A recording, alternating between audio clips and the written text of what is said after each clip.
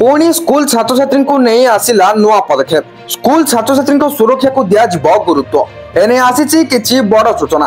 तेरे कौन रही अपडेट चलतु आग को वीडियो रे डिटेल्स रे जानिबा। हेले जानिबा पूर्वरु वीडियो को गोटे लाइक करंतु एवं चैनल को नु आस्थिले एवं चैनल को सब्सक्राइब करी बेल आइकन को प्रेस करी ऑल रे क्लिक कर रखिबा को जमर भी भूलंतु नै। जादरा जते बेले भी एई टाइप रो नन अपडेट आसुची ता एही चैनल माध्यम रे देखिबा को पाई जिवे। तबे आ डेरी काहे कि चलंतु नजर पकेइबा संपूर्ण अपडेट उपरे। स्कूल रे छात्र छात्री को सुरक्षा को दिया जिवो गुरुत्व।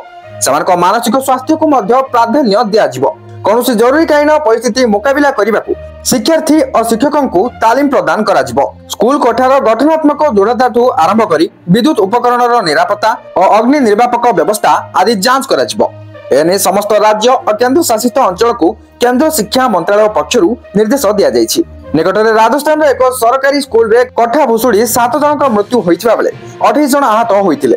ए घटना परठु पिलांको सुरक्षा को नहीं चिंता व्यक्त करिछि केंद्र शिक्षा मंत्रालय।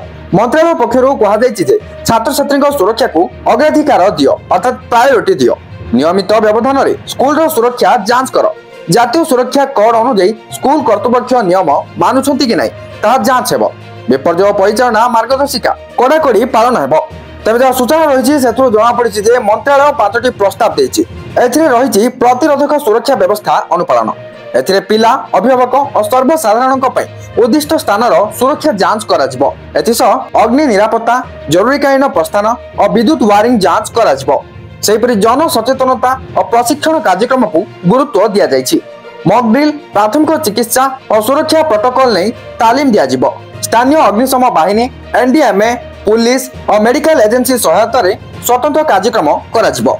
साइको सोशियल वेलबिंग बा सामाजिक मानसिक मंगल को मध्य गुरुत्व दिया जिवो। एथिरे मानसिक स्वास्थ्य शारीरिक सुरक्षा और मानसिक सुस्थता को अधिक मात्रा रे गुरुत्व दिया जिवो।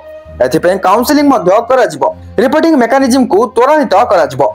जदि कोनोसी विपर्य रे पिलांक क्षति होई थाए तबे तार रिपोर्ट 24 घंटा मध्य रे सरकार को कर्तव्य प्रदान करिवे।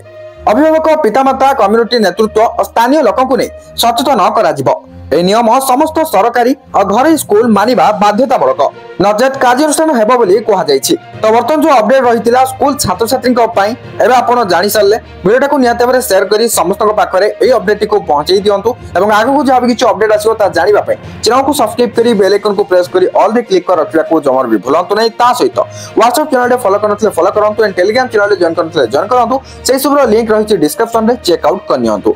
Thank you for watching.